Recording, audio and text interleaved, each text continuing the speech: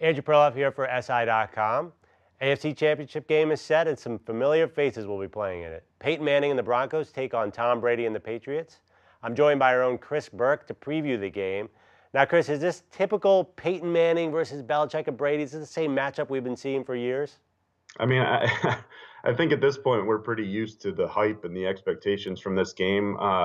Maybe a little different because of what New England brings to the table offensively. They don't have, certainly on paper, the guys that kind of match up with the skill position talent that Denver has. But, when you come right down to it, it's going to be two coaches that are familiar with each other, two teams that are familiar with each other. And at some point, you're probably going to get down to one of those two quarterbacks needing to make a big play in the fourth quarter.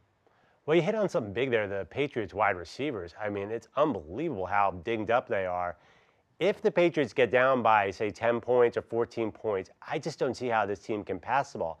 Do you think they're running the ball so much because they want to or because they have to? I think it's probably a little bit of both. They haven't had any real reason to stop running the ball, especially, as we saw this weekend in their divisional round when he had 6 rushing touchdowns. Brady really didn't even need to break a sweat in that game. And as long as they're doing that, with LeGarrette Blount and Stephen Ridley and even Shane Vereen mixing in there on occasion, there's not any real reason to stretch the field and open things up and ask Brady to maybe do what this receiver core isn't capable of doing. They have some guys that he trusts, obviously, Julian Edelman and Danny Amendola, but as I said, they don't have that game breaker. They don't have that clear number one guy, and they obviously don't have Rob Gronkowski now. So I think it's kind of a mix and match. You pass when you need to, but if you can run, more power to him. Now, Belichick has had a way in the past of slowing down Peyton Manning, especially in the postseason. But he doesn't have Rodney Harrison. He doesn't have Seymour and some of the guys that would kill the Colts. Can they slow down the Broncos' passing attack on Sunday?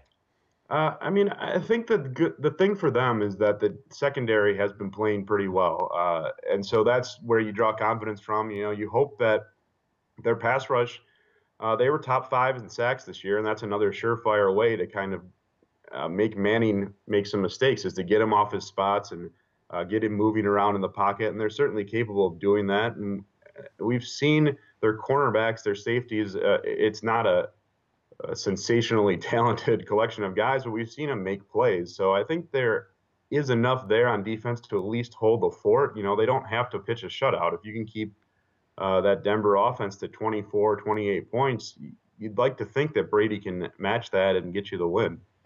Do you take into account the sort of Peyton Manning jinx factor, slipping on the banana peel in the postseason? Even against San Diego, it looked like maybe Denver was going to run into trouble. Does any of that factor in when you're looking at the matchups? I don't really buy it. I mean, I might have bought it a little more had they blown that game against San Diego because that would have been an epic collapse. But, I don't really buy it. I think there's just been, tough matchups, tough circumstances. You look back to last year, they had that game 1. Manning had Baltimore beat until they give up the bomb and to Jacoby Jones right at the end of regulation. So I don't put any consequence behind it. I think that he's still a great quarterback. He's shown he can win in the playoffs, and he probably drew a little bit of confidence from this win this week. I think the more you get those wins and move away from the narrative a little bit, the less he has to talk about it, the team has to talk about it going into the week. All right, well, it sounds like you kind of like both teams here. Give me a pick. I'm going to take Denver, as we were talking about. I think New England can hang with them offensively, but when it comes right down to it, you look at the weapons Denver has, and I would trust them to make a play over the guys New England has. So I'll stick with the home team there.